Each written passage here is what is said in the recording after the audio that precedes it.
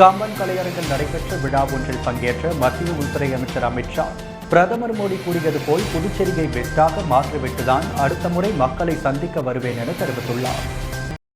புதுச்சேரி கம்பன் கலையரங்கில் அரசின் பல்வேறு நலத்திட்டங்களின் துவக்க விழா இன்று மதியம் நடைபெற்றது.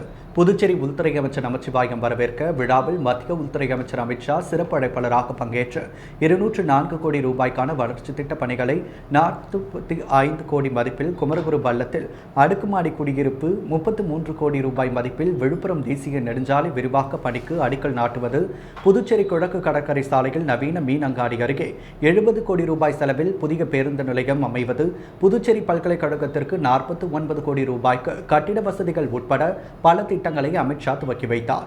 தொடர்ந்து விழாவில் முதலமைச்சர் ரங்கசாமி பேசுகையில், கடந்த ஆட்சியில் செய்ய முடியாத திட்டங்களை செயல்படுத்துகிறோம். பொலிவுற நகர திட்டத்தை கடந்த ஆட்சி செயல்படுத்தப்படவில்லை. புதிய அரசு அமைந்தவுடன் மத்திய அரசின் ஆதரவுடன் 600 கோடி ரூபாய்க்கான திட்டங்களை துவக்கியுள்ளோம் எனவும் தெரிவித்துள்ளார்.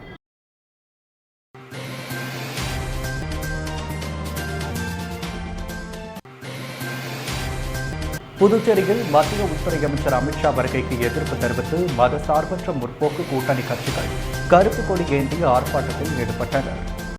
தமிழை பழித்து இந்தியை திணிக்கும் உள்துறை அமைச்சர் அமித் ஷா புதுவை வந்தால் கருப்பு கொடி காட்டுவோம் என இடதுசாரிகள் அறிவித்திருந்தனர். மேலும் அதன்படி இன்று காலை சாரம் அவை திடலில் மாநில காங்கிரஸ் தலைவர் ஏவி சுப்பிரமணியன், முன்னாள் முதலமைச்சர் நாராயணசாமி, முன்னாள் அமைச்சர்கள் கமலக்கண்ணன், விஸ்வநாதன், சிபிஐ மாநில தலைவர் செயலாளர் சலீம் மற்றும் சிபிஎம் பிரதேச செயலாளர் ராஜாங்கம், தமிழ் மாநில குழு உறுப்பினர் பெருமாள், தேசிக விசிக முதன்மை செயலாளர் தேவபொழிலன், சிபிஐ செயலாளர் பாலசுப்ரமணியன் உள்ளிட்ட 200க்கும் மேற்பட்டவர்கள் ஒன்று கூடி அமித்ஷா வருகைக்கு எதிர்ப்பு தெரிவித்து கருப்பு கொடி ஆர்ப்பாட்டம் நடத்தினர். ஆர்ப்பாட்டத்தில் புதுவையை வஞ்சிக்கும், இந்தியை திணிக்கும் அமைச்சர் அமித்ஷாவுக்கு எதிர்ப்பு தெரிவிக்கும் வகையில் கருப்பு கொடியுடன் அமித்ஷா திரும்ப போ என்று கோஷம் எழுப்பப்பட்டது. இதையடுத்து எஸ்பி சிந்தா கோதண்டராமன் தலைமையிலான போலீசார் ஆர்ப்பாட்டத்தில் ஈடுபட்டவர்களிடமிருந்து கருப்பு கொடிகளை பறித்தனர். இதனால் போராட்டத்தில் ஈடுபட்டோருக்கும் போலீசாருக்கும் இடையே தள்ளுமுள்ளு ஏற்பட்டது. கடும் வாக்குவாதம் நடைபெற்றதால் பரபரப்பு ஏற்பட்டது.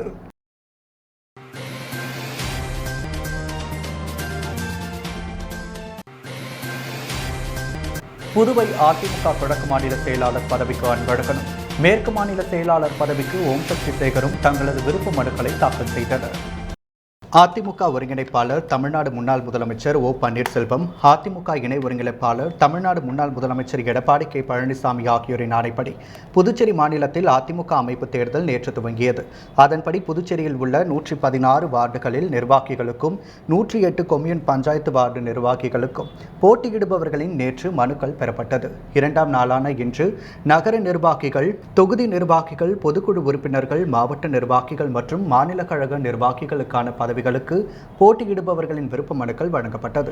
புதுச்சேரி கிழக்கு மாநில அதிமுக செயலாளர் அன்பழகன், கிழக்கு மாநில செயலாளர் பதவிக்கு தேர்தல் பொறுப்பாளர்கள் தமிழக முன்னாள் முதலமைச்சர் மற்றும் தமிழக முன்னாள் அமைச்சர், கடலூர் வடக்கு மாவட்ட செயலாளர் MP சம்பத், அதிமுக அமைப்பு செயலாளர், கடலூர் தெற்கு மாவட்ட செயலாளர், மாநில கழக பொருளாளர் ரவி பாண்டுரங்கன், மாநில துணை செயலாளர்கள் அன்பழக உடையார், கணேசன், கருணாநிதி, உமா, VK கிருஷ்ணமூர்த்தி, காந்தி, மணவாளன் உட்பட பலர் உடனிருந்தனர்.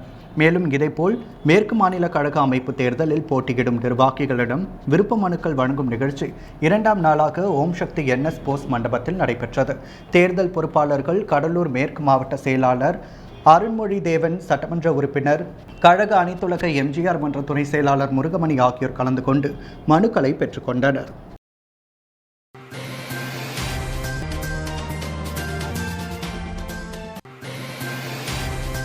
புதுச்சேரி தென்னிந்திய வணிகம் மற்றும் தொழில் மையத்தின் கண்காட்சியை அமைச்சர் சாய்ஜி சரவணகுமார் துவக்கி வைத்தார்.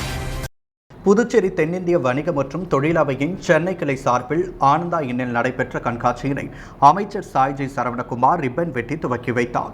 இதில் தென்னிந்திய வணிக மற்றும் தொழிலவையின் உறுப்பினர்கள் பலர் கலந்து கொண்டு விழாவினை சிறப்பித்தனர்.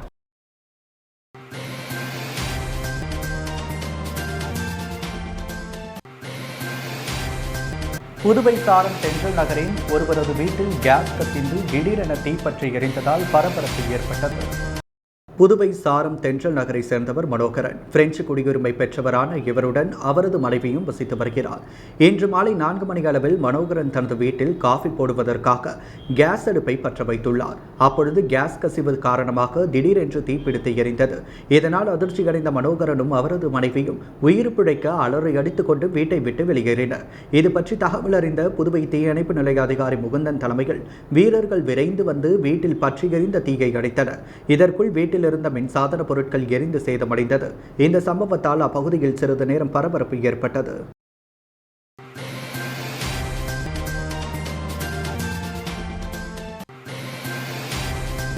அன்பே சிவம் அறக்கட்டளை சார்பில் சித்திரை தமிழ் புத்தாண்டை முன்னிட்டு கவியரங்கம் சாதனையாளர்களுக்கு விருதுகள் வழங்கப்பட்டது. புதுச்சேரி அன்பே சிவம் அறக்கட்டளை சார்பில் சித்திரை தமிழ் புத்தாண்டு முன்னிட்டு புதுச்சேரி சாலையில் விருது வழங்கும் விழா நடைபெற்றது. விழாவில் சிறப்பழைப்பாளராக சட்டப்பேரவைத் தலைவர் ஏம்பலம் செல்வம் கலந்து கொண்டு பல்வேறு துறைகளில் சாதனை படைத்தவர்களுக்கு விருதுகளை வழங்கி பாராட்டினார். விழாவில் அன்பே சிவம் அறக்கட்டளை தலைவர் ஜோயந்தி ராஜவேலு வரவேற்புரையாற்ற உலக கவிஞர்கள் சங்கமம் நிறுவனர் புதுவை குமார் முன்னிலை வகித்தார். தமிழக புள்ளியியல் துறை உதவி இயக்குனர் துறை உதவி இயக்குனர் கனகரேஸ்வரி சிவகுமார் தலைமை ஏற்க சிறப்பு விருந்தினர்களாக குவைத் தமிழ்ச்சங்க செயலர் சீனு மோகன்தாஸ், தமிழக புள்ளியியல் ஆய்வாளர் சிவகுமார், சமூக சேவகர் சண்முக சுந்தரம், தொழிலதிபர் திருவாசகம் ஆகியோர் கலந்து கொண்டனர். தொடர்ந்து நடைபெற்ற விழாவில் வீரத்தமிழச்சி வேலு நாச்சியார் இலக்கிய சமூக இயக்கத்தின் நிறுவனர் MS கலைவரதன், முத்துரத்தின பள்ளியின் தாளாளர் கராத்தி சுந்தரராஜன் ஆகியோர் கலந்து கொண்டு சிறப்புரையாற்றினர். தொடர்ந்து பல்வேறு துறைகளில் சாதனை படைத்தவர்களுக்கு விருதுகள் வழங்கப்பட்டது.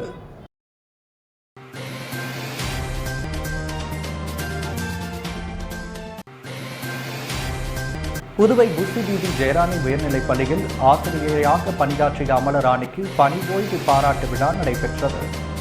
புதுச்சேரி புசி வீதி ஜெயராணி உயர்நிலைப் பள்ளியில் கடந்த 33 ஆண்டுகளாக பணிபுரிந்த ஆசிரியை அமலராணிக்கு பணி நிறைவு பாராட்டு விழா ஜெயராணி பள்ளியில் நடைபெற்றது.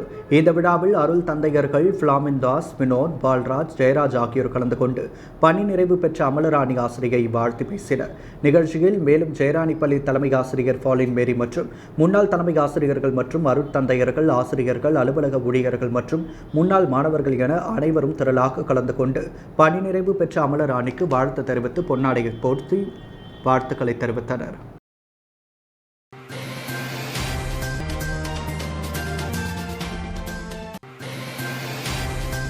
மத்திய உள்துறை அமைச்சர் அமித்ஷாவின் புதுச்சேரியின் வருகைக்கு எதிர்ப்பு தெரிவித்து காவல் நிலையத்தில் வழங்கப்பட்ட மதிய உணவில் பள்ளி இருந்ததால் பரபரப்பு ஏற்பட்டது. புதுச்சேரியில் ஒன்றிய உள்துறை அமைச்சர் அமித்ஷா வருகைக்கு எதிர்ப்பு தெரிவித்து போராட்டம் நடத்தவிருந்த அரசியல் கட்சி தலைவர்கள் மற்றும் சமூக அமைப்பினரை முன்னெச்சரிக்கை நடவடிக்கையாக போலீசார் இன்று காலை கைது செய்தனர். கைது செய்யப்பட்டவர்கள் கோரிமேடு காவல் நிலையத்தில் தங்க வைக்கப்பட்டிருந்த நிலையில் அவர்களுக்கு வழங்கப்பட்ட மதிய உணவில் பள்ளி இருந்ததால் பரபரப்பு ஏற்பட்டது. மேலும் தரமற்ற உணவு வழங்கிய போலீசாரை கண்டித்து அரசியல் கட்சியினர் காவல் நிலையத்தில் போராட்டத்தில் ஈடுபட்டனர். இதையடுத்து பள்ளி விழுந்த உணவை சாப்பிட்டவர்கள் சிகிச்சைக்காக அரசு பொது மருத்துவமனையில் அனுமதிக்கப்பட்டுள்ளனர்.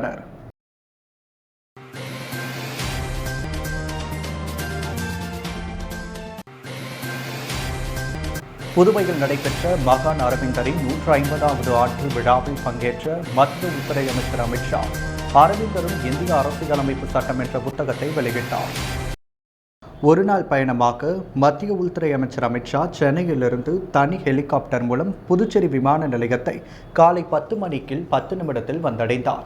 துணைநிலை ஆளுநர் தமிழிசை சவுந்தரராஜன், முதலமைச்சர் ரங்கசாமி, சபாநாயகர், அமைச்சர்கள், சட்டமன்ற உறுப்பினர்கள், பாஜக கட்சி நிர்வாகிகள் சால்வை அணிவித்து பூங்கொத்து கொடுத்து உற்சாக வரவேற்பு அளித்தனர். அதன் பிறகு விமான நிலையத்திலிருந்து சாலை மார்க்கமாக புறப்பட்ட அவர் ஈஸ்வரன் கோவில் வீதியில் உள்ள பாரதியார் இல்லத்திற்கு சென்றார். அங்கு பாரதியாரின் உருவப்படத்திற்கு மலர் தூவி மரியாதை செலுத்தினார். பின்பு அருங்காட்சியகத்திற்கு சென்று பார்வையிட்ட அவர் வருகையை பதிவு செய்தார். அதன் பிறகு அரவிந்தரின் ஆசிரமத்திற்கு சென்று அஞ்சலி செலுத்தினார். பல்கலைக்கழக கருத்தரங்கு அவையில் நடைபெற்ற ஸ்ரீ அரவிந்தரின் 150வது பிறந்தநாள் விழாவில் அவர் பங்கேற்றார். விழாவில் ஆளுநர் தமிழிசை, முதலமைச்சர் ரங்கசாமி, உள்துறை அமைச்சர் நமச்சிவாயம், சபாநாயகர் செல்வம், சட்டமன்ற உறுப்பினர்கள் ஆகியோர் கலந்து கொண்டனர். நிகழ்ச்சியில் அரவிந்தரும் இந்திய அரசியலமைப்பு சட்டம் என்ற புத்தகத்தினை அமித்ஷா வெளியிட்டார். இந்த நிகழ்ச்சியில் அரவிந்தரும் இந்திய அரசியலமைப்பு சட்டம் என்ற புத்தகத்தினை அமித்ஷா வெளியிட்டு பேசுகையில் ஆன்மீக சேவை, சுதந்திர போராட்ட பணிகள், குஜராத்தால் அரவிந்தர் ஆற்றிய பணிகள் குறித்து அமித்ஷா பாராட்டி பேசியுள்ளார்.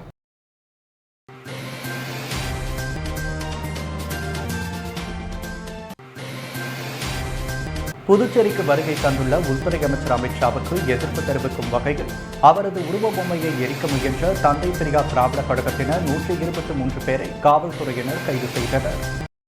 இந்தி திணிப்பு, நீட் தேர்வு, தேர்ந்தெடுக்கப்பட்ட அரசுகளை முடக்குவது, பெட்ரோல், டீசல், சமையல், கேஸ் விலை உயர்வு ஆகியவற்றுக்கு எதிர்ப்பு தெரிவித்து புதுவைக்கு வந்த மத்திய உள்துறை அமைச்சர் அமித்ஷாவுக்கு கருப்பு கொடி காட்டப்போவதாக தந்தை பெரியார் திராவிடர் கழகத்தினர் அறிவித்திருந்தனர். அதன்படி இன்று காலை தந்தை பெரியார் திராவிடர் கழகத்தினர் தலைவர் வீரமோகன் தலைமையில் புதுவை பெரியார் சிலை அருகே ஒன்று கூடினர். அவர்கள் கையில் கருப்பு கொடியுடன் அமித்ஷாவை திரும்ப போக வலியுறுத்தி முழக்கமிட்டனர். திடீரென அவர்கள் தாங்கள் மறைத்து வைத்திருந்த அமித்ஷாவின் உருவ பொம்மையை எரிக்க முயன்றனர். போராட்டக்காரர்களுக்கும் போலீசாருக்கும் இடையில் தள்ளுமுள்ளு ஏற்பட்டது.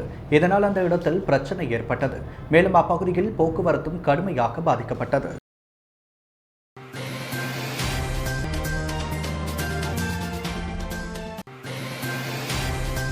கொரோனா மேலாண்மை குழு கூட்டம் கவர்னர் மாளிகையில் துணைநிலை ஆளுநர் தமிழிசை சவுந்தரராஜன் தலைமையில் நடைபெற்றது. அண்மை காலமாக பல்வேறு மாநிலங்களில் கொரோனா தொற்று பரவி வரும் சூழலில் கொரோனா மேலாண்மை குழு கூட்டம் கவர்னர் மாளிகையில் நடைபெற்றது. கவர்னர் தமிழிசை தலைமை தாங்கினார். தலைமை செயலர் அஸ்வினிகுமார், ஏடிஜிபி ஆனந்தமோகன், சுகாதாரத்துறை செயலர் உதயகுமார், சுகாதாரத்துறை இயக்குநர் ஸ்ரீராமுலு, உலக சுகாதார நிறுவனத்தின் பிரதிநிதி டாக்டர் சாய்ரா பானு, தனியார் மருத்துவக் கல்லூரி பிரதிநிதிகள் கலந்து கொண்டனர்.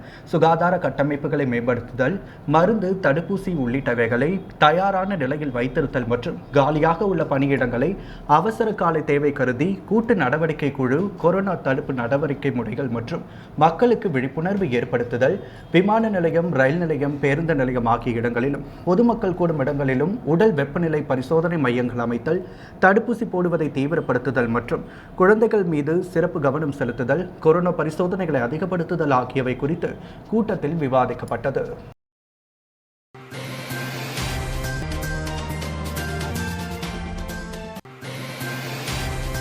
பல்வேறு நிகழ்ச்சிகளில் கலந்து கொள்ள புதுச்சேரி விமான நிலையம் வந்த மத்திய உள்துறை அமைச்சர் அமித்ஷாவை துணைநிலை ஆளுநர் தமிழிசை சவுந்தரராஜன், முதல்வர் ரங்கசாமி ஆகியோர் தலைமையில் உற்சாக வரவேற்பு அளிக்கப்பட்டது. புதுச்சேரிக்கு ஒருநாள் சுற்றுப்பயணமாக மத்திய உள்துறை அமைச்சர் அமித்ஷா இன்று வருகை தந்துள்ளார். புதுச்சேரி விமான நிலையம் வந்த அவரை துணைநிலை ஆளுநர் தமிழிசை, முதலமைச்சர் ரங்கசாமி, சபாநாயகர் செல்வம், அமைச்சர்கள் நமச்சிவாயம், லட்சுமி நாராயணன், தேனி ஜெயக்குமார், சாய்ஜி சரவணகுமார், சந்திர பிரியங்கா, பாஜக மாநில தலைவர் சுவாமிநாதன், சட்டமன்ற உறுப்பினர்கள், பாஜக பிரமுகர்கள் சால்வை அணிவித்தும் பூங்கொத்து கொடுத்தும் வாழ்த்து தெரிவித்தனர்.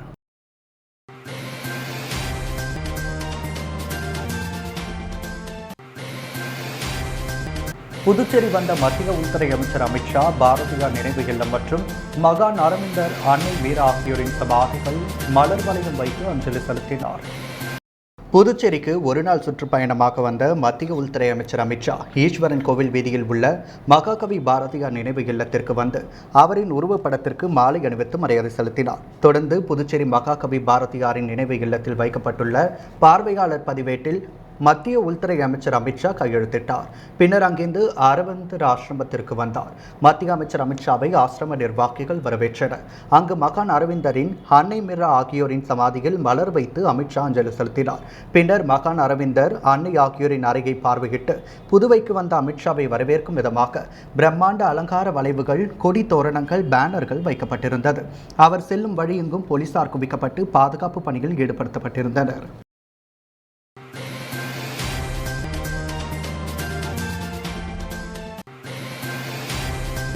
புதுவை தந்தை பெரியார் நகரில் அமைந்துள்ள நியூ லிட்டில் கிட்ஸ் மழலையர் பள்ளியின் ஆண்டு விழா முத்திரத்தின் அரங்க மேல்நிலைப் பள்ளி வளாகத்தில் நடைபெற்றது.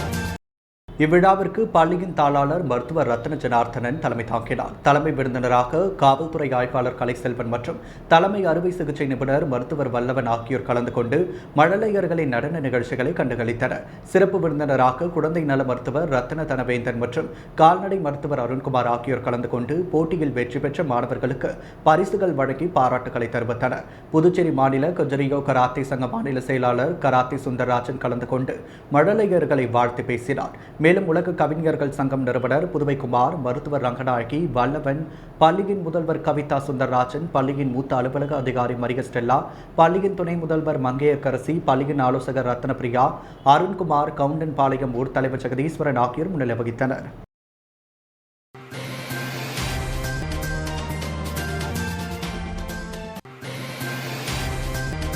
ஜீடோக்கு கை கராத்தே டூ மற்றும் சிங்காரவேல ஸ்போர்ட்ஸ் கராத்தே இணைத்து பிளாக் பெல்ட் விருது வழங்கும் விழா நடைபெற்றது. ஜீடோகு காய் கராத்தே டூ மற்றும் சிங்காரவேல ஸ்போர்ட்ஸ் கராத்தே கிளப் இணைந்து பிளாக் பெல்ட் விருது வழங்கும் விழா முத்திகால்பேட்டை சோலை நகரில் உள்ள யூத் ஹாஸ்டலில் நடைபெற்றது. பாரத் கராத்தே ஆக்ஷேஷனை தலைவர் அஜப் கர்னா தலைமையேற்க சிறப்பு அழைப்பாளராக திமுக பொதுக்குழு உறுப்பினர் பிரபாகரன் கலந்து கொண்டு வீரர்களுக்கு பிளாக் பெல்ட்டை வழங்கி பாராட்டினார்.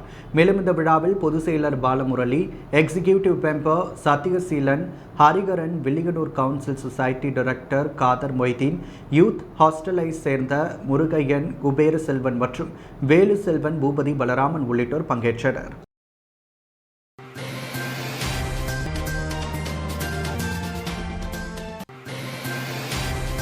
பிரான்ஸ் நாட்டின் அதிபரை தேர்ந்தெடுப்பதற்கான 2ஆம் கட்ட தேர்தல் புதுவையில் இன்று 24ஆம் தேதி நடைபெற்று வருகிறது.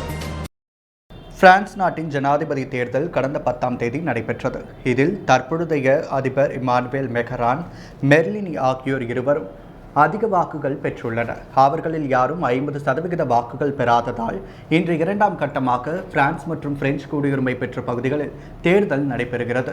வாக்குப்பதிவு காலை 8 மணி முதல் இரவு 7 மணி வரை நடைபெறுகிறது. இத்தேர்தலில் புதுச்சேரி மற்றும் சென்னையில் 4564க்கும் மேற்பட்டோர் வாக்களிக்க பெற்று தகுதி பெற்றுள்ளனர். புதுச்சேரி கடற்கரை சாலையில் உள்ள பிரெஞ்சு துணை தூதரகம் மற்றும் பிரெஞ்சு பள்ளி என 2 வாக்குச்சாவடிகள் அமைக்கப்பட்டுள்ளது. இதேபோல் காரைக்காலிலும் ஒரு மையம் ஏற்படுத்தப்பட்டுள்ளது. இன்று நடைபெறும் தேர்தலில் அதிக வாக்குகள் பெறுபவரே அதிகமாக தேர்ந்தெடுக்கப்பட உள்ளனர் என்பது குறிப்பிடத்தக்கது.